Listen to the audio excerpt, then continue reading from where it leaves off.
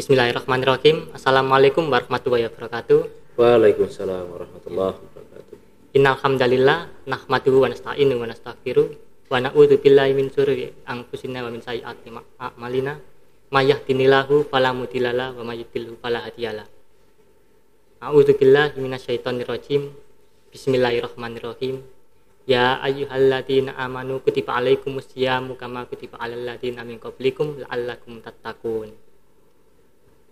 Halo people peeps, bagaimana kabar kalian pada siang hari ini? Mungkin saat kalian menonton ini mungkin bisa pagi, bisa siang, bisa sore atau bisa malam, tergantung kondisi kalian pada saat menonton podcast ini. Selamat datang di podcast Ngopi, Ngobrol Perkara Iman, yang dipersembahkan oleh Departemen Agama HMP Pendidikan IPS tahun 2023. Sebelumnya podcast Ngopi ini adalah podcast perdana yang kami selenggarakan di bulan Ramadan. Maka dari itu podcast Ngopi atau Ngobrol Perkara Iman ini spesial di bulan Ramadan. Dan pada kali ini kami menghadirkan seorang trainer, seorang motivator, dan seorang pendakwah nasional yang beliau bernama Ustadz Ahmad Al-Farisi SPDI. Mungkin kita sapa dulu beliaunya. Assalamualaikum warahmatullahi wabarakatuh, Pak. Waalaikumsalam warahmatullahi wabarakatuh. Bagaimana Pak kabarnya hari ini? Alhamdulillah sehat Mas. Bagaimana Pak puasanya? Apakah masih produktif dalam bekerja? Semakin sibuk di bulan Ramadan malah. Alhamdulillah. Ya. Proyekan banyak Pak. Alhamdulillah. Ya. Proyek dakwah. Untuk tetap produktif di bulan Ramadan ini gimana sih Pak? Ini menjadi tantangan bagi teman-teman semua di kala bulan Ramadan ini. Kadang di bulan Ramadan ini kan kita terlalu merasa lemas sehingga dalam beraktivitas itu kita sering mengurangi aktivitas-aktivitas itu, termasuk aktivitas-aktivitas yang produktif. Sebenarnya produktif tidaknya kita di bulan Ramadan, semangat atau tidaknya kita di bulan Ramadan itu tergantung dari niatnya Mas Faizun. Semuanya kembali kepada niat. Ketika puasa itu kita nikmati, bukan kita jadikan sebagai beban, maka akan terasa ringan. Apapun aktivitas keseharian kita, apapun ibadah apapun, ketika itu kita niatkan semata karena Allah, kita nikmati setiap ibadah itu, maka akan terasa ringan. Kalau saya sendiri sahur itu kadang hanya kurma sama air putih. Cuma itu aja Pak ya? Iya. Itu bisa kuat sampai Alhamdulillah. Jadi yang menyebabkan kuat tidaknya seseorang itu karena kekuatan yang ada di dalam dirinya. Rasulullah dan para sahabat sendiri ketika perang Badar, perang pertama yang dilakukan oleh umat Islam, 313 pasukan kaum muslimin melawan 1000 lebih orang-orang kafir Quraisy. Itu dilaksanakan ketika bulan Ramadan. Kondisi puasa di atas padang pasir yang begitu terik, tetapi tidak mengurangi semangat Rasulullah dan para sahabat untuk berjihad. Jadi tidak ada alasan bagi kita ketika menjalankan ibadah puasa di bulan Ramadan kemudian menyebabkan semangat aktivitas itu melemah, ya, tubuh kok tambah lemes, tidak ada alasan. Bahkan Rasulullah dalam salah satu hadisnya juga mengatakan sumu tasihu, berpuasalah maka kamu akan menjadi sehat. Jadi kunci yang pertama ada pada niat itu. Berarti untuk menilai kuat tidaknya puasa itu biasanya bisa dilihat dari iman dan niatnya tadi Pak ya? Iya. Kalau imannya kuat, tebal, pasti ketika di jalan panas-panas pasti nggak menggok-menggok ke warung. tidak akan. Ya. Apapun godaannya, ya. Ketika lewat di jalan raya kemudian ada warung atau kedai es degan buka, pasti tidak akan tergoda. Ketika iman itu sudah terpatri kuat dalam hati. Ya. Jadi penentu orang-orang senantiasa berada istiqomah dalam ketaatan kepada Allah ketika imannya dalam kondisi yang betul-betul kuat. Bagaimana iman itu agar kuat? Kata Nabi, al-imanu yazidu wa yankus. Iman itu kadang bertambah, kadang berkurang. Yazidu bit-ta'ah. Bertambahnya iman itu karena ketaatan kepada Allah, wa yankusu bil ma'asi. Dan berkurangnya iman itu karena kemaksiatan kepada Allah. Jadi semaksimal mungkin kita berusaha untuk menjauhi hal-hal yang Allah larang, insya Allah iman kita akan semakin kuat. Amin, amin, insya Allah. Iya, karena apalagi pada hari ini siangnya sangat terik sekali Pak ya. Betul ya. Dan itu, tapi untuk puasa kali ini kan, tahun ini kan nggak banyak panasnya Pak, banyak hujannya Pak. Alhamdulillah itu sih Pak. Iya, jadi bisa alhamdulillah. Dikit-dikit. Nah tapi ada poin minusnya Pak kalau puasa pas hujan nih Pak. Kenapa? Yang pertama, kita ketika ngabuburit itu jadi nggak bisa Pak. Nggak bisa ketemu doi juga Pak. Ya sekarang hujan Pak. Terus yang kedua, kalau punya alasan mokel itu nggak bisa Pak. Kalau dulu kan mokel karena panas, sekarang mokel karena hujan kan nggak nggak mungkin. Mokel itu apa? Bahasa Mokel. mana ya mokel itu ya? Apa ya? Di kamus ada nggak istilah mokel itu? Ya. Membatalkan puasa. Iya. Bukan perkara suhunya terik atau udaranya dingin, enggak sebenarnya. Kembali ke iman tadi. Kembali ke iman, kembali kepada niat tadi. Ya. Perkara ya kalau sering hujan sih enak. Kalau menurut saya sih enak sebenarnya. Ya. Udara juga lebih sejuk memang. Beda lah. Katakan orang yang bekerja di kantor dengan fasilitas yang ada AC-nya, kemudian dengan kuli bangunan, jelas beban yang dirasakan juga beda. Iya, betul. Di situ juga pengaruh. Tapi ada juga kuli itu Mas, kuli yang bilang ke saya, tanya, teman-teman saya itu tidak puasa Ustaz. Iya.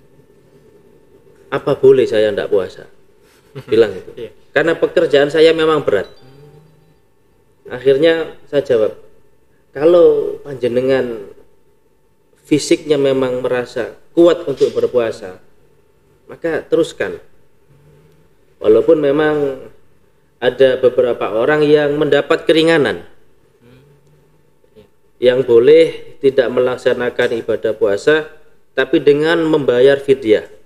Ya. Maridon, ya, orang yang sakit. Faman kana minkum maridon au ala safarin, ya, fa'iddatun min ayyamin ukhar. Maka boleh mengganti di hari yang lain atau membayar fidyah. Marid di sini banyak cakupannya. Kondisi fisik yang semakin melemah itu juga bisa termasuk dalam kategori marid, orang yang sakit. Tapi kembali kepada yang saya sampaikan di awal tadi, bukankah peperangan yang dilakukan oleh Rasulullah ketika di perang Badar itu jauh lebih berat, ya, jauh lebih berat. Jadi sebenarnya pekerjaan yang dilakukan ringan ataupun berat, kalau memang dia dari awal sudah niat untuk menjalankan ibadah puasa, man shoma ramadhana imanan wa ihtisaban ghufira lahu ma taqaddama min dambi, dengan harapan dia mendapat ampunan, mendapat ridho dari Allah, maka insya Allah akan kuat. Iya, tapi Kak Salam, saya melihat bulan Ramadan nih Pak ya, itu kenapa kok vibes atau suasananya itu beda dengan bulan-bulan lain gitu Pak. Biasanya pas bulan-bulan lain itu kalau ibadah itu mau males gitu Pak. Biasanya kalau mau sholat itu rasa nanti aja sih, 1 lagu 2 lagu habis itu sholat. Justru kalau Ramadan itu kecanduan Pak ibadah Pak. Kecanduan Gitu ya? sholat, iya. Kenapa Pak? Kenapa kok bisa Mungkin istimewa seperti itu? ya, salah satu faktornya sebagaimana sabda Nabi, di bulan Ramadan itu setan-setan dibelenggu. Ya. Jadi bisikannya bisikannya ke manusia itu semakin melemah. Bisa jadi. Memang nuansa Ramadan itu beda. Kalau kita saksikan sendiri saja, ketika sholat isya, sholat tarawih, kadang masjid-masjid itu sampai nambah terop. Ya. Di teras masjid itu dikasih terop. Saking banyaknya jamaah, nggak muat musolanya, nggak muat masjidnya. Mestinya tidak hanya di bulan Ramadan, Mas. Ya. Di bulan lain juga. Bulan apapun, mau Rajab, mau Syawal, mau Rabiul Awal, di luar bulan Ramadan, semestinya ya harus seperti itu umat Islam. Ada salah satu hadis, ya, yang Rasulullah sampaikan, seandainya mereka itu tahu apa yang Allah berikan kepada orang-orang yang menjalankan sholat asar dan sholat isya, ya. La atauhuma, sungguh mereka akan mendatangi, ya, akan menjalankan sholat itu, walau habwan. Apa habwan itu? Walaupun dengan merangkak, ya. Saking besarnya keutamaan atau pahala yang Allah berikan di dua sholat ini. Sholat, ya, termasuk dua sholat yang berat, Mas. Ya. Ada yang di atas itu sholat subuh dan sholat isya. Sholat subuh dan sholat isya. Kenapa sholat isya waktunya panjang? Oh iya. Kadang orang membuang-buang, mengundur-ngundur, ya. Itu contoh, iya. Salah satunya. Banyak kan ya? Iya. Datang waktu isya itu ya. Ada kok suwe itu, masih panjang waktunya. Akhirnya diundur jam 12 baru sholat. Kadang ketiduran jam 2. Jam 2 bangun, ya. Jam 2 bangun sholat isya. Ya, niatnya double. Ya. Niat sholat isya sama sholat tahajud. Ya. Ya, mungkin kalau memang karena faktor kelelahan, sekali 2 kali boleh lah. Tapi kalau setiap hari kan ya bisa dibilang eman itu menyanyiakan. Iya. Padahal apalagi laki-laki, Mas. Laki-laki itu ya jumhur ulama sepakat hukumnya wajib salat berjamaah itu. Ya. Merangkak seandainya mereka tahu, ya, bayangkan. Nggak punya, istilahnya merangkak itu kan orang nggak punya kaki. Iya. Ya. Sampai berusaha dengan sekuat tenaga untuk datang di sholat isya, di sholat subuh karena keutamaan yang Allah berikan. Bahkan di 2 rakaat sebelum subuh itu, raka'ataini qabla fajri, khairu minad dunya wa ma fiha. 2 rakaat sebelum salat subuh itu, salat sunnah qabliyah sebelum salat subuh itu, nilainya ya khairu minad dunya wa ma fiha. Lebih baik daripada dunia dan seisinya. Masya Allah. Kalau sudah tahu seperti itu kan amat sangat disayangkan kalau ditinggalkan. Iya, Pak. Kapan lagi gitu. Tapi kadang sifat manusia itu yang kalau nggak lihat nikmatnya langsung tuh, Pak, yang jadi permasalahan. Iya. Kalau nggak dibayar kontan ya. Nah iya. Bandingkan dengan katakan misal dapat undangan dari gubernur, amin, atau dari wagub lah katakan, iya. Mas Emil gitu ya. Mas Faizun diundang, iya. Dapat undangan. Amin. Mau diberi bantuan, ya. Mau diberi bantuan. Ini ada katakan BLT mungkin sebesar 20 juta. Ya. Hari Senin 10 April ya. Hari Senin 10 April diundang ke kantor ya, kantor gubernur jam 9 pagi. Ya. Kira-kira datang jam berapa? Sebelum jam 9, Pak. Sebelum jam 9 kan? Antri, Pak. Berani nggak datang telat kira-kira? Banyak berani, Pak. Nggak berani ya? Iya. Karena eman sayang sama uangnya tadi. Iya. Iya. 20 juta. Iya. Yang ngundang wagub. Ya. Tapi ini Allah yang ngundang, lihat. Bayangkan, sholat subuh itu jam 4 lebih 15 atau lebih 20. Banyak enggak orang yang sholat subuhnya masih telat? Kok seumpama di luar Ramadan enggak ada waktu sahur ya. Sampai saksikan di masjid-masjid itu kalau sholat subuh full atau hanya soft pertama? Biasanya soft pertama Pak, dan itu tua-tua biasanya. Tua-tua Orang ya? sepuh-sepuh nih. Tua-tua ya? Iya. Soft pertama saja nggak full kadang. Ya. Itu yang ngundang Allah, yang ngasih kita hidup, yang ngasih kita nafas. Ya. Kalau di total, ya sebanding nggak dengan 20 juta? Tidak. Mata sampean bisa aja, ya. Nikmatnya mata. Mau ditukar dengan uang 1 miliar? nggak bisa. Nggak mau kan ya? Nggak mau pastinya. Maka sesungguhnya memang kita kurang rasa syukurnya. Maka Ramadan ini sebenarnya hanya sebagai sarana untuk melatih kita. Ya. Perang yang sesungguhnya itu ketika Ramadan itu selesai. Ya. Apakah masih bisa bangun sholat subuh? Apakah masih bisa sholat isya berjamaah? Apakah masih bisa qiyamul lail? Berarti justru bulan puasa ini startnya Pak ya, awalnya Pak ya. Iya betul.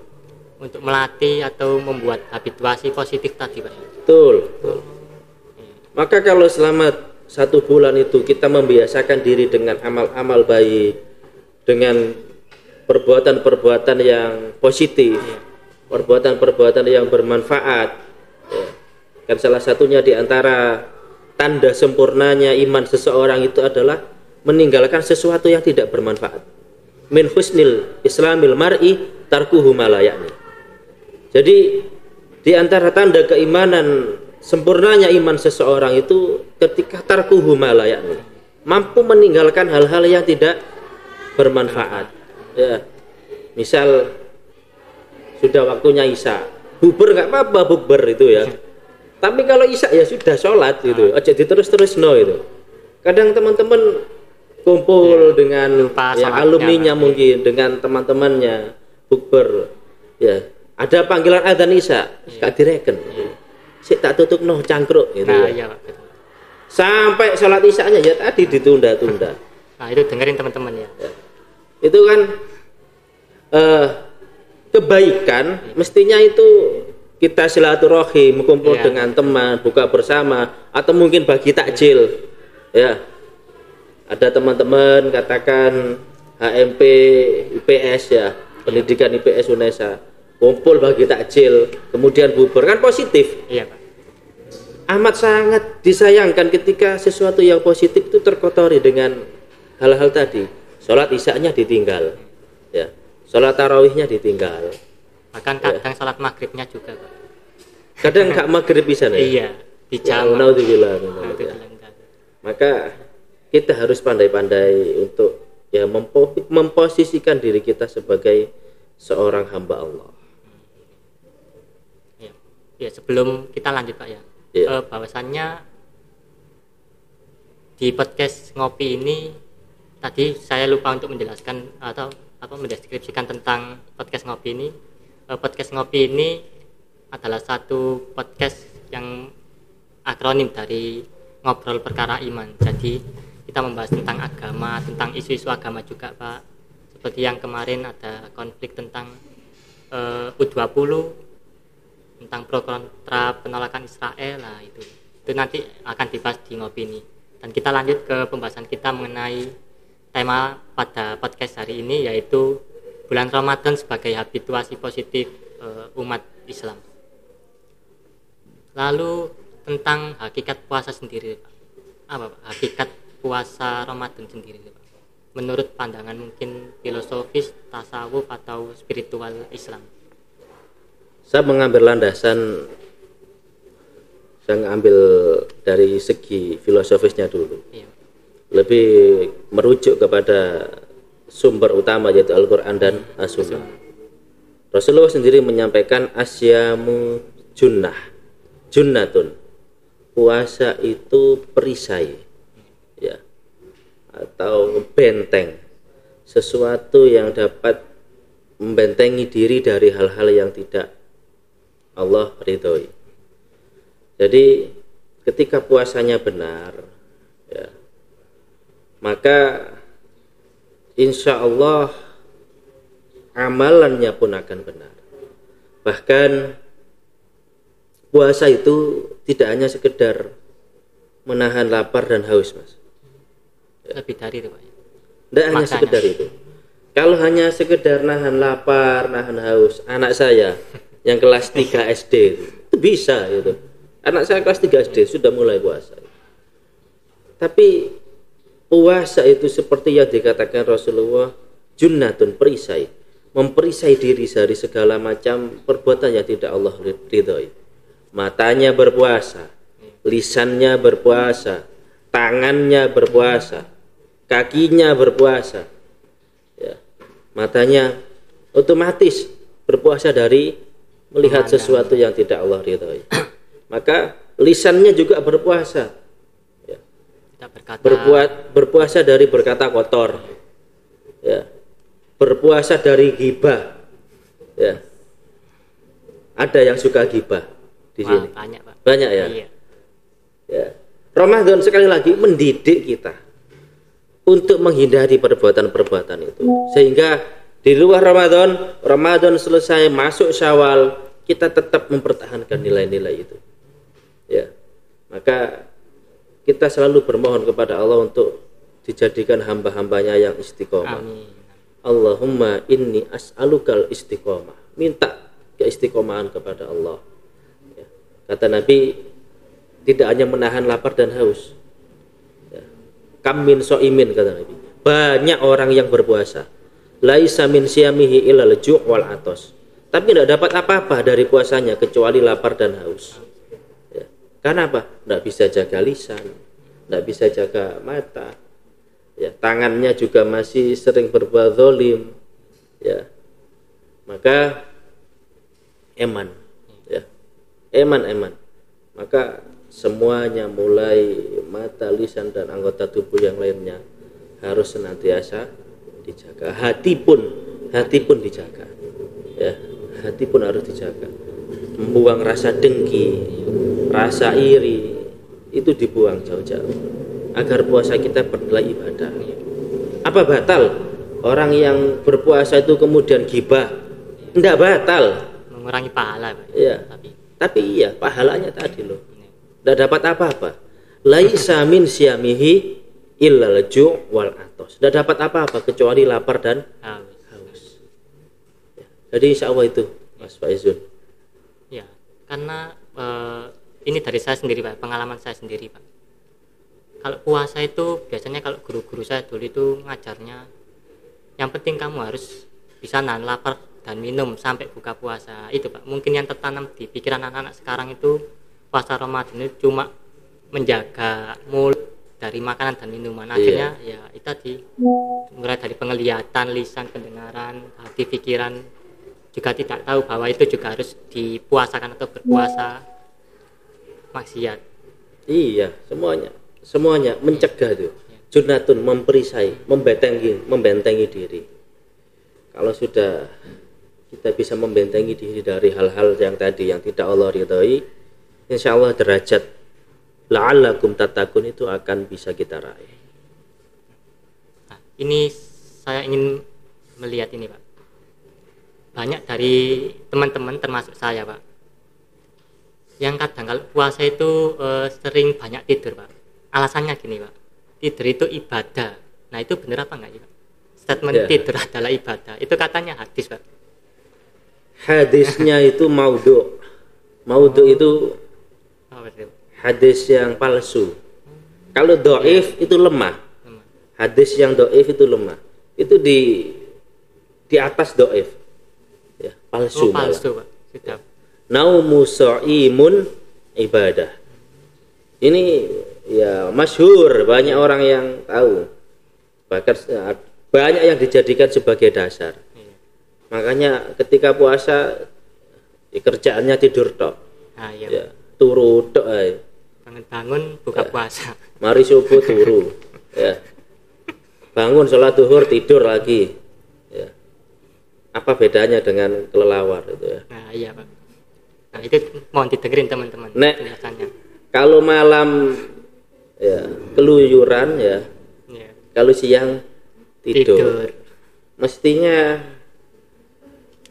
kita coba berpikir lebih cerdas lagi. Kalau toh seandainya memang tidur itu ibadah, apalagi dengan aktivitas, maka akan jauh lebih bernilai ibadah. Ya, betul. Ya tidak salah memang tidur, tidak salah. Silakan itu loh. Karena tidurnya bisa menjaga pandangan. Iya, boleh. Silakan tidur tuh. Cuma daripada dibuat tidur, ada kiranya mungkin kan baca Quran. Nah, iya. HP-nya kan ada aplikasi Quran, dibuka ya. Khataman pribadi minimal 1 bulan di bulan Ramadan khatam 1 kali ya. Daripada Ramadan puasa mabar ya dengan teman-temannya ya, atau bahkan melakukan aktivitas-aktivitas yang tidak bermanfaat. Eman perbanyak zikir, perbanyak tilawah Quran. Dan kalau di bulan puasa itu juga saat melakukan kebaikan juga berlipat ganda, Pak. Dilipat gandakan oleh Allah, pahalanya dilipat gandakan. Bahkan membaca Quran itu 1 huruf ya, bukan 1 ayat, 1 huruf itu nilainya 10 kebaikan kalau di luar Ramadan. Kalau di bulan Ramadan dilipat gandakan 10 kali lipat ya. Katakan alif lam mim, berapa huruf? 3 huruf. 3 ya. Alif, lam, mim. dan mim. 300 kebaikan di mata Allah. Istilahnya Di sisi cengli, Allah. kalau Ramadan, Pak. Iya. Bayangkan dengan ayat-ayat yang lain. Cuma kita nggak usah ngitung. 1 lembar kita hitung hurufnya berapa, kita kalikan, nggak usah itu ya. Perkara hitungan itu urusan malaikat raqib ya, yang mencatat amal kebaikan kita. Memang itu tadi loh. Nggak tahu, manusia nggak tahu seperti apa gambaran pahala yang Allah berikan. Seandainya tahu tadi, seperti saya bilang tadi, sholat isya, sholat subuh, la atauhuma walau habuan, akan mendatanginya walaupun dengan merangkak. Dan juga ada salah satu hadis yang berbunyi tentang as-saumu nisfu sabri, as-saubru nisful iman. Bahwasannya puasa itu, kalau tidak puasa itu katanya bisa menghilangkan 1/4 dari iman, Pak. Ya, bisa jadi. Mengapa, Pak? Puasa ini kok gitu istimewanya gitu, Pak, bagi manusia itu? Pertama, selain daripada puasa itu termasuk rukun Islam. Rukun Islam kan? Iya. Ya. Yang kedua, puasa itu ibadah yang istimewa. Kata Allah, ibadah puasa itu adalah untukku. Ya. Untukku, iya, kata Allah. Karena apa? Orang sholat, Mas ya. Iya. Orang sholat. Ketika melaksanakan sholat, orang lain melihat, tahu kan dia, iya, dia sholat. Loh, wong iku sholat, kan kelihatan. Iya. Coba orang yang puasa, katakan kalau Ramadan sih jelas ya, katakan puasa sunnah atau puasa Ramadan aja ya. Siapa yang tahu orang itu sedang berpuasa atau tidak? Ya. Ketika lewat di jalan atau ketika duduk-duduk ya, kecuali memang kalau duduk-duduknya sambil makan kan jelas ketahuan, oh gak poso iku, berarti gak puasa. Tapi kalau dalam kondisi berjalan kayak gini ya, ada yang duduk buka laptop itu ya, kemudian kita kan nggak tahu dia itu puasa atau enggak, dia itu mokel apa enggak itu ya, kan nggak ada yang tahu. Yang tahu hanya dia dan Allah. Makanya istimewa. Umroh saja orang bisa lihat, tahu. Zakat orang tahu ya. Tapi puasa ya, hanya dirinya dan Allah yang tahu. Istilahnya ibadah yang paling rahasia, Pak ya. Betul. Sholat ini. Iya. Apa? Puasa itu. Puasa. Kalau saya ini dilihatnya puasa apa enggak, Pak? Sampean? Iya. Ya, poso ya. Puasa. Iya. Lambene garing. Ya, alhamdulillah masih belum mokel-mokel, Pak. Oh, jangan. Kalau enggak benar-benar itu tadi loh, sakitnya parah, ya, sakitnya parah. Ya. Jangan ditanya, aku gak poso ya, loro, ya, sakit, Iya. sakit apa gitu ya, loro apa? Cantengen gitu misal gitu, ya. Tahu cantengen kan? Tahu, Pak. Atau sakit apa? Panu Gitu, ya. Bukan alasan, sakit yang parah. Sakit yang parah, tipes itu ya. lambung. Ya, kalau hanya pusing dikit buat tidur aja. Ya, buat tidur. Jadi nggak ada alasan buat nggak puasa ya Pak. Tidak ada alasan. Tidak ada Puasa. alasan. Oh, sekalipun yang bekerja yang keras saja sebenarnya ya harus tetap puasa. Saya contohkan tadi, perang Badar tadi. Tapi menurut saya yang paling sulit itu, kalau menurut saya pribadi Pak ya, dalam puasa itu yang sulit menahannya itu bukan lapar dan minum, tapi hawa nafsu itu loh Pak. Iya, iya. Mungkin dari mata, kadang di jalan itu ada, mohon maaf, cewek cantik pengen ngeliat aja, tapi ya astagfirullah, Iya. nakfirullah. Terus kadang pikiran juga Didelok, dilihat dosa. iya, Iya. nggak dilihat ya. Gak dilihat eman itu kan. Nah, Tantangannya di Pak. situ. Tantangannya di situ. Ya. Kalau hanya sekedar lihat sekilas ya nggak apa-apa lah. Wong lewat gitu ya. Tapi kalau sampai nongol ndase itu arek endi ku mang yo. Arek endi ku mang ya itu yang enggak boleh. Nah, sulitnya di situ Pak. Nah, langsung. Ya itu memang, makanya saya katakan tadi, matanya berpuasa, lisannya berpuasa, tangannya berpuasa. Ya. Anggota tubuh semuanya berpuasa. Dan menanggapi hal itu saya ini Pak, teringat kata-katanya salah satu sufi Islam yang namanya Maulana Jalaluddin Rumi. Dalam satu bukunya kan beliau bilang bahwa mutu qabla anta mutu, yang artinya matilah kamu sebelum kamu mati. Berarti mematikan diri sebelum akhirnya jasad diri itu meninggal beneran gitu Pak. Apakah puasa juga seperti itu Pak? Mematikan hawa nafsu terlebih dahulu baru bisa apa? Sebelum kita mati beneran istilahnya. Bukan dimatikan ya, bukan dimatikan, tapi ditahan itu. Ditahan.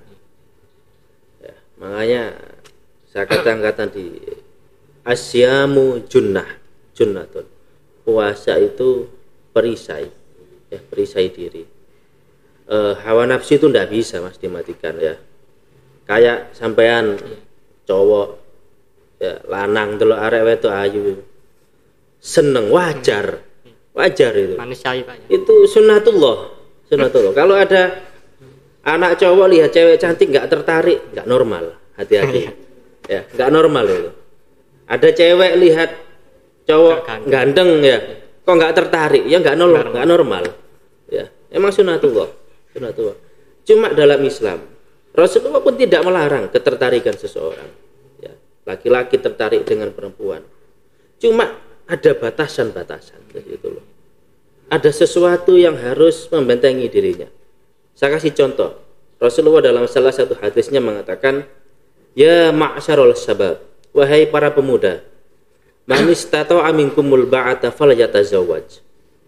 Barang siapa di antara kalian yang mampu untuk menikah, ya menikahlah. Ya sudah memiliki kemampuan. Artinya kalau di Indonesia usianya berapa? 19 tahun mungkin ya. 19 tahun, sudah punya pekerjaan, ya, sehat fisiknya, sehat lahir batin, ya. Kemudian mampu, menikahlah kata Nabi. Falyatazawwaj. Kalau tidak mampu, fa illam yastati fa alaihim bisyam. Maka hendaknya dia berpuasa. Loh, Rasulullah sebut dalam hadis itu. Artinya apa? Puasa itu bisa mencegah seseorang untuk melakukan amal perbuatan yang buruk. Ya. Makanya sampai Nabi Daud itu kan berpuasa, 1 hari puasa, 1 hari berbuka, 1 hari puasa, 1 hari berbuka. Luar biasa amalan itu. Kalau ada yang bisa melakukan amalan itu luar biasa. Insya Allah itu Mas Faizun ya. Nah, tapi ini Pak, menanggapi tadi juga Pak ya, tentang Nah ini mungkin ini problem remaja saat ini Pak. Iya. Puasa tapi pacaran tuh gimana Pak? Ya nggak Konsepnya. boleh. Nah, biasanya kan kadang sahur itu dibangunin gitu Pak. Terus ngabuburit bareng. Kadang sorenya malamnya keluar bareng, buka bareng gitu. Allah Subhanahu wa taala itu mengingatkan kita, wala talbisul haqqo bil batil. Jangan mencampur adukan yang hak dan yang batil. Ya sudah. Berhenti dulu. Ya. Kalau saya katakan ya, laki-laki yang bertanggung jawab itu adalah yang berani meminta ke ayah dari si gadis. Ya. Bukan ngajak keluar lewat belakang backstreet. Ya. Banyak ada yang backstreet. Ya. Tapi yang berani datang ke ayahnya. Saya suka dengan anak bapak. Saya boleh enggak menikahinya? Nikah muda enggak apa-apa nikah muda. Ya. Kalau saya boleh katakan lebih baik jomblo daripada pacaran, tapi kalau terus. Iya. Ya. Iya betul. Iya Itu banyak mudaratnya pacaran Pak. Iya. Ya. Mengotori hati tadi loh. Ya. Mungkin enggak ketemu secara fisik, tapi chatnya chat mesra. Itu juga termasuk larangan Pak. Ya, Chat mesra. iya, betul. Zina hati masuk kepada zina hati.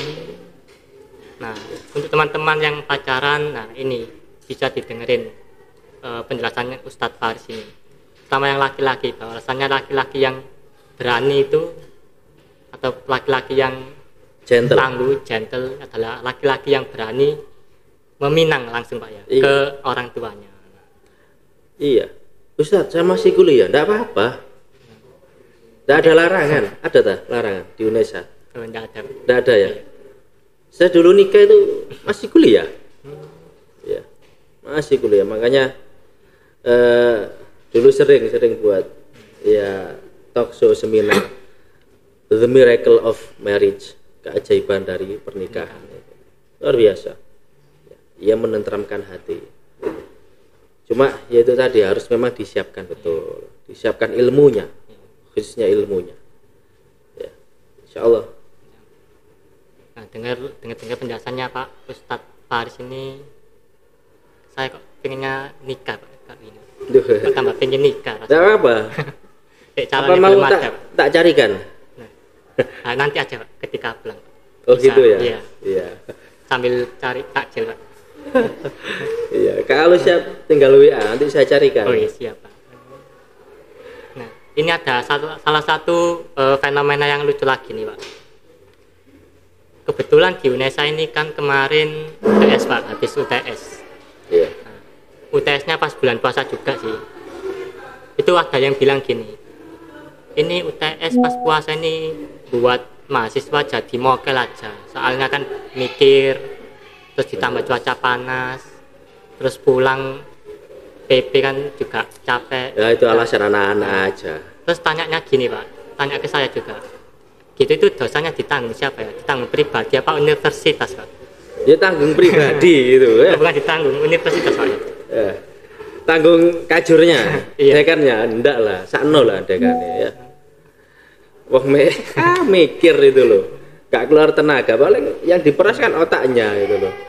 Tetap yang nanggung dosanya ya yang mokel, yang mokel. Perkara dosen yang ngasih soal kok sulit gitu ya enggak itu. Enggak dosa. Yang dosa ya yang mokel itu.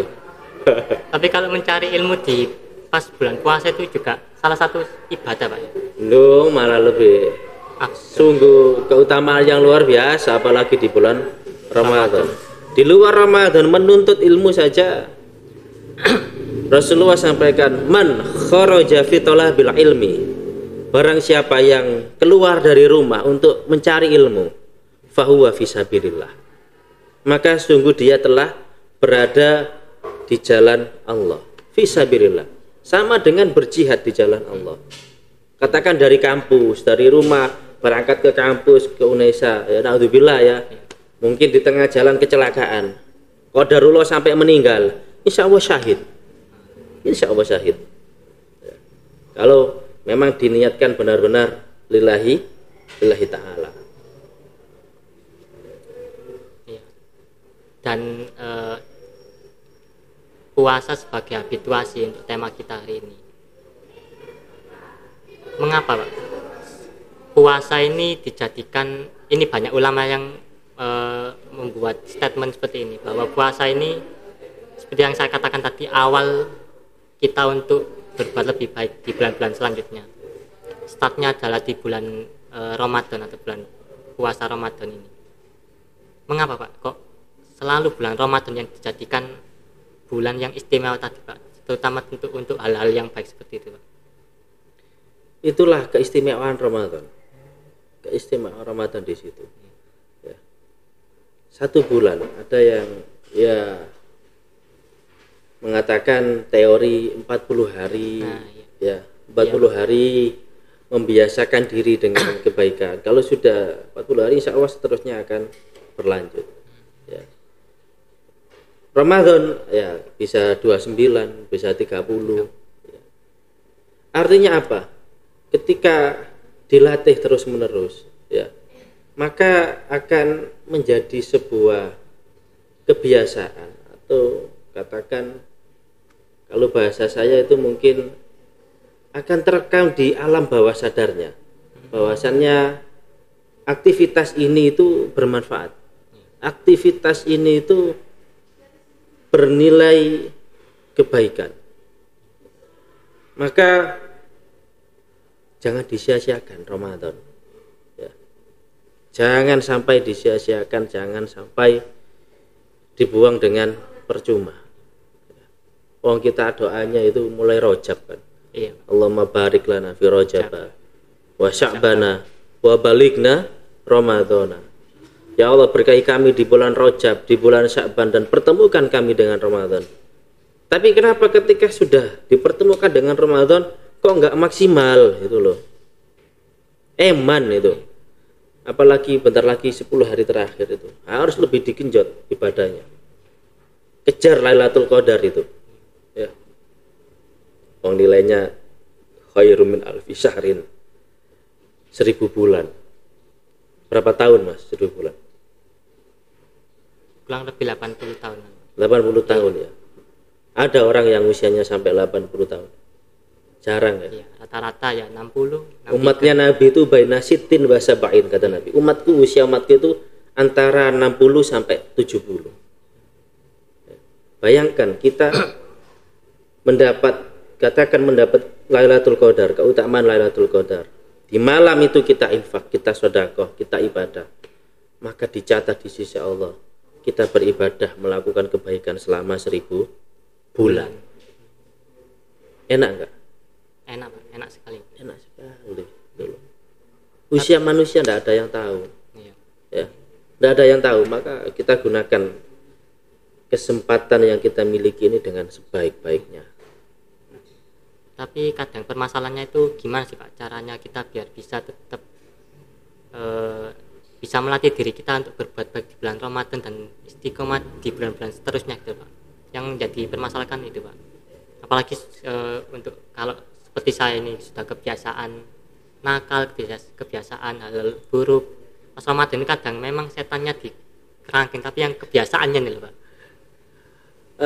Untuk merubah habit negatif menjadi habit positif tadi, kebiasaan negatif ke positif tadi.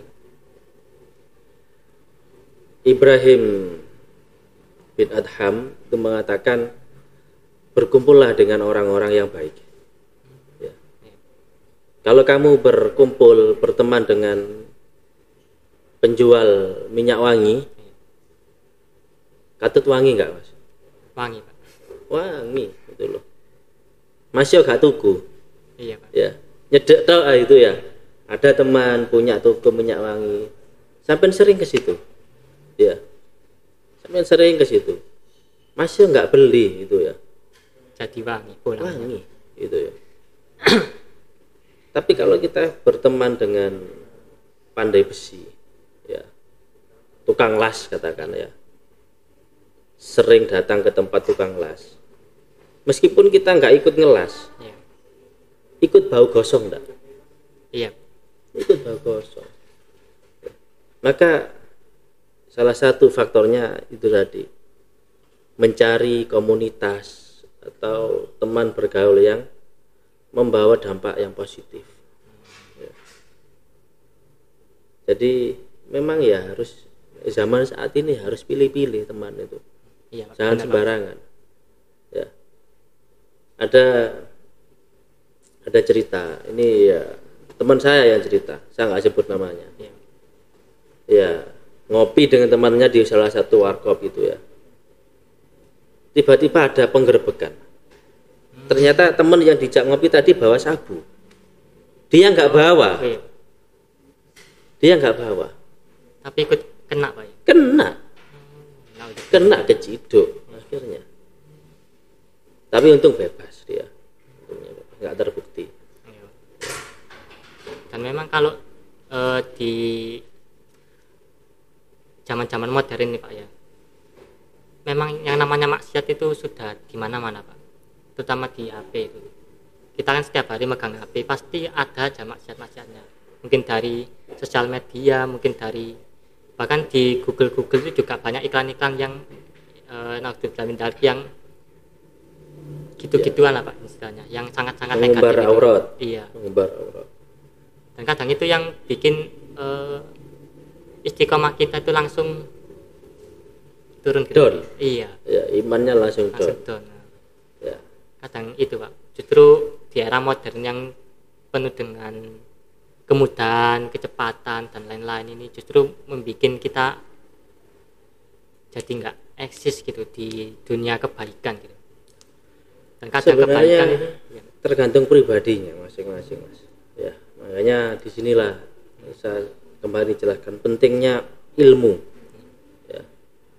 Orang itu kalau mayyuridillahu bihi khairan, kata Nabi, barang siapa yang ingin dikehendaki jadi orang yang baik, yufaqihu fiddin, difahamkan dalam urusan agama. Ya, di sini pentingnya kita memiliki bekal ilmu agama yang cukup. Ya. Apa yang kita dapat nasihat dari para ustadz, jangan hanya sekedar wawasan, tapi jadikan sebagai pengingat diri. Ya. Kalau Rasulullah mengatakan aksiru dzikra hadamil ladzat, perbanyak mengingat penghancur kenikmatan.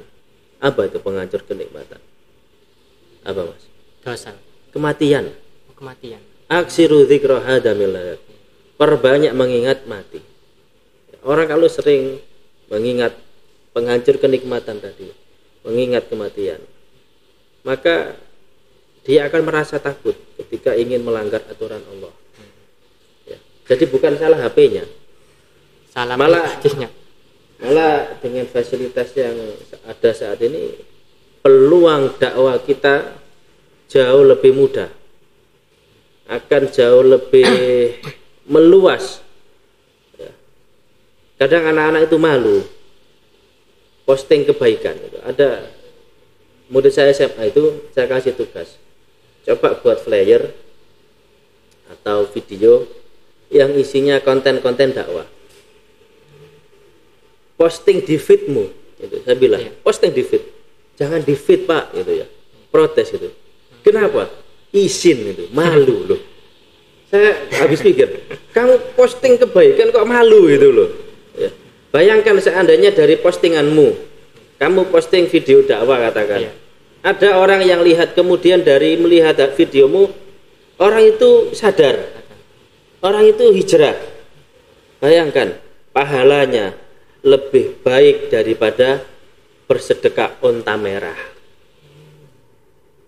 Sampai searching, sampai browsing, berapa harga onta merah itu di Google itu ada, diketik aja harga onta merah itu berapa itu, ya, berapa ratus juta itu. Tapi kadang itu Pak, malu itu. Iya. Saya nggak bisa pikir kenapa malu itu loh. Ya, sedangkan kadang posting foto dirinya itu ya di story pakai baju yang seksi gitu, nggak malu. suruh posting sesuatu yang bernilai dakwah untuk kebaikan, malu. Jadi yang salah itu bukan HP-nya tapi hatinya. Maka menurut saya juga ini kalau saya menyebutnya si anomali kehidupan, Pak.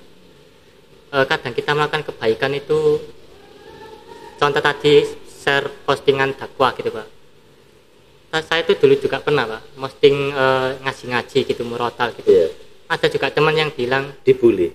Iya, kamu itu so agamis, gak tahu tadi di parkiran ngapain, nah, kayak gitu. Soalim itu, Pak. Kadang kan kita juga merasa ada pengen berbuat baik, tapi kok sih ya itu tantangannya ya itu. Ya. Jangan kan dibilang soalim, soal agama. Rasulullah dibilang gila. Kurang apa lagi? Muhammad, anta majnun. Kamu itu gila. Kamu tukang sihir. Itu Rasulullah. Ya. Dan sebanding dengan Nabi. Di Taif dilempar batu berdarah-darah itu. Ya. Dengan Zaid itu, sahabat Zaid itu. Tidak sebanding dengan perjuangan Rasulullah dan para pendahulu kita itu. Sahabat, tabi'in. Itu sekelas orang yang paling mulia aja seperti itu, Pak ya. Ujiannya, apalagi kita umatnya gitu. Yaitu resiko orang mengajak kebaikan itu, resikonya. Tidak apa-apa. Wong yang menghina itu manusia aja kok. Allah yang tahu. Nah, itu teman-teman. Kita hina di mata manusia itu tidak lebih buruk ketimbang kita hina di mata Allah, Pak. Iya, betul. Jadi jangan hiraukan manusia.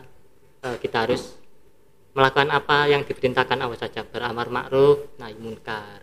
Ya, tantangannya gitu. Misal cewek dulunya pergaulannya bebas, suka pakai baju seksi, hijrah, pakai jilbab, bajunya longgar, sering hadir di pengajian, ketemu teman-teman lama dibully kan jelas. Iya. Dan itu fenomena yang viral, Pak. Gitu ya.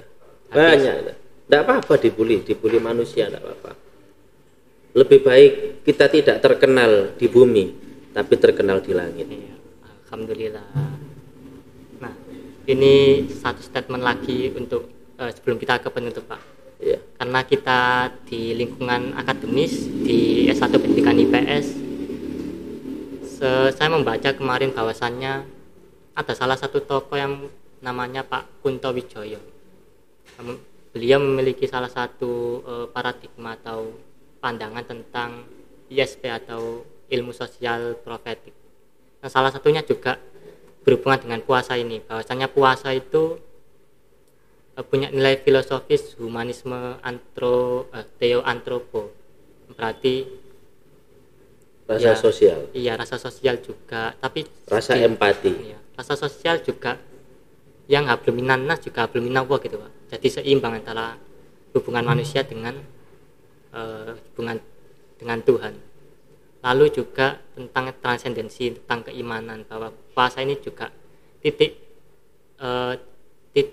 ukurnya adalah keimanan, seperti yang Pak Ustadz tadi bilang, bahwasanya kuat tidaknya kita berpuasa adalah tentang keimanan, seperti itu. Dan yang terakhir tentang liberasi atau kebebasan yang berhubungan dengan nahi munkar atau mengajak yang mencegah dari yang munkar, seperti itu. Dan ini untuk statement terakhir dari Pak Ustadz Farisi, Pak. Apa pesan-pesan untuk anak-anak muda supaya bisa istiqomah di bulan-bulan selanjutnya, karena ini kan puasa habis ini selesai gitu, di bulan Syawal dan bulan-bulan seterusnya, bahkan selama hidupnya tetap istiqomah memegang kewajiban dan sunnah-sunnah Rasulullah SAW. Manusia pada dasarnya adalah mahalul khata' wa nisyan, tempatnya salah dan juga dosa. Tidak ada manusia yang sempurna, Mas Faizul. Ya. Ya. Pasti pernah khilaf. Rasulullah sendiri pernah khilaf. Maksum, Rasulullah terbebas dari dosa.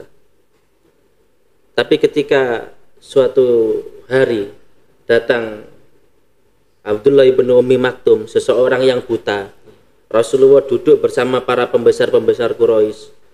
Rasulullah berpaling dari Abdullah bin Maktum. Maka turunlah surat Abasa. Abasa wa tawalla anja'ahul a'ma wa ma yudrika la'allahu yazakka. Nanti bisa dibaca terjemahnya.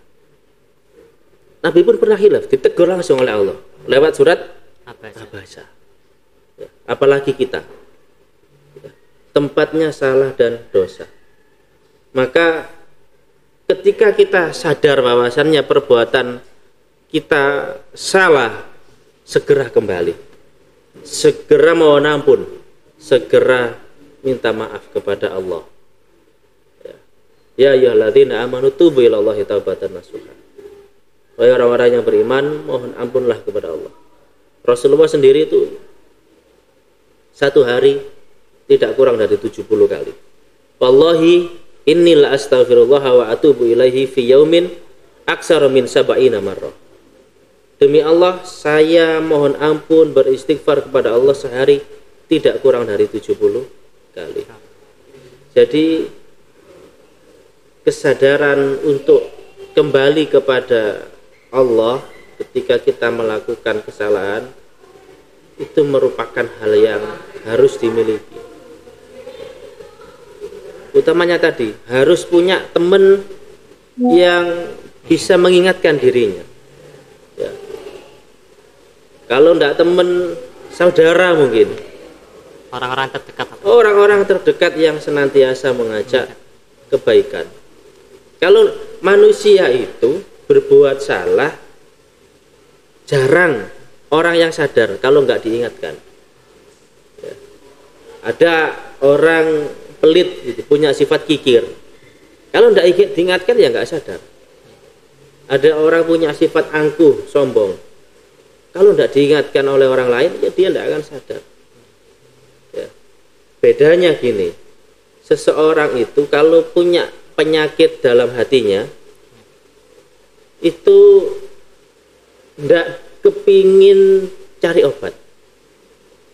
Tapi kalau yang sakit fisiknya, pengen cari obat, bingung, kepingin sembuh, pergi ke dokter. Tapi kalau yang sakit hatinya, ada enggak obatnya? Kepingin cari obat itu jarang. Tapi kalau yang sakit fisik bingung. Tapi kalau yang sakit jiwanya, hatinya, maka nyantai-nyantai aja, seakan-akan dia enggak salah. Makanya butuh teman untuk mengingatkan. Ya.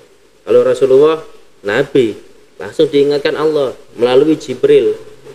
Jibril itu kalau Ramadan gini, ya, setiap hari datang kepada Nabi. Ngapain? Ngasih wahyu enggak. Tadarus sama Nabi, darus bareng. Ya. Jibril itu kalau Ramadan ini datang kepada Nabi. Ada hadisnya. Hadis Sahih Bukhari, hadis ke 1902. Tiap hari tilawah dengan Nabi. Makanya agar kita tadi menghadapi zaman yang semakin luar biasa edannya, jangan pernah tinggalkan Al-Quran. Sehari minimal 1 halaman kita baca Quran, baca maknanya. Ada kisah seorang Nasrani itu, bukan hanya pemeluk biasa, kelasnya sudah mungkin pendeta, pastor itu. Ya. Masuk Islam kenapa, Mas?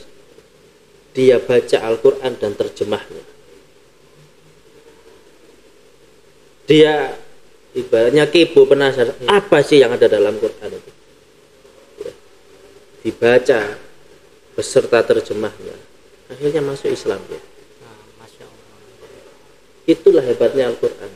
Ramadan salah satunya juga disebut dengan Syahrul Quran. Syahrul Ramadan alladzi unzila fihil Quran hudal linnasi wa bayyinatin minal huda wal furqan. Ya, turunnya Al-Quran di bulan Ramadan. Maka supaya hidup kita terarah, berada di jalan yang benar, ya harus dekat dengan Al-Quran. Ya, itu kuncinya di situ. Untuk tetap bisa istiqomah terus bahkan sampai akhir hayat kita, Pak. Iya. Berpegang teguh pada Al-Quran dan As-Sunnah tentunya. Iya. Rasulullah sampaikan kan di Haji Wada itu, taraktu fikum amrayni, ini mungkin hadis penutup ya. Iya. Sebentar lagi saya harus lanjut. Oh iya, Pak. Harus balik ke Sidoarjo ya. Taraktu fikum amrayni in tamassaktum bihima lan tudillu abadah. Aku tinggalkan kepadamu dua perkara. Jika kamu berpegang teguh dengan keduanya, niscaya kamu tidak akan tersesat. Apa? Kitabullah wa sunnati Rasulullah. Al-Quran dan juga Sunnah. Mudah-mudahan Ramadan ini mampu mendidik kita menjadi hamba-hamba yang bertakwa, istiqomah dalam kebenaran, istiqomah hingga nanti Allah wafatkan kita semua dalam keadaan husnul khotimah. Insya Allah itu yang bisa saya sampaikan, Mas Faizul. Nah, sebelumnya kami berterima kasih pada Ustadz Faris atas materi dan juga nasihat-nasihat yang diberikan kepada kami. Dan untuk teman-teman yang belum subscribe channel ini, mohon di subscribe dan juga like, komen, dan share video ini. Terutama yang share pasti akan mendapatkan pahala yang lebih daripada pahala melakukan kegiatan itu sendiri. Dan ini karena ini podcastnya tentang ngopi, Pak ya. Pandangan Ustadz Faris tentang kopi dan Islam itu apa, Pak? Kalau saya, kopi ini minumannya para sufi. Kopi, kopi asli. Kopi. Bukan istilah ya. Iya. Ya. Kopi dan Islam apa? Kopi itu pada dasarnya pahit. Iya. Ya. Akan manis kalau diberi gula. Nah. Ya. Hidup pun pada dasarnya pahit, susah. Iya. Laqad khalaqnal insana fi kabad. Ya, Al-Balad ayat 4. Sungguh kami ciptakan manusia dalam keadaan susah payah. Maka akan terasa manis jika dibingkai dengan iman. Iman itulah gula. Insya Allah seperti itu. Kalau pandangan saya. Iman adalah salah satu yang namanya glow in the dark, Pak ya. Iya. Yang terang dalam gelap. Iya. Nah, kopi sendiri itu ada yang dilarang, Pak. Di Indonesia namanya kapitalisme, Pak. Oh iya, iya kapitalisme. Dan salah satu kopi yang dianjurkan, terutama kopi yang dianjurkan untuk laki-laki adalah kopi nang dirimu dengan bismillah. Oh betul.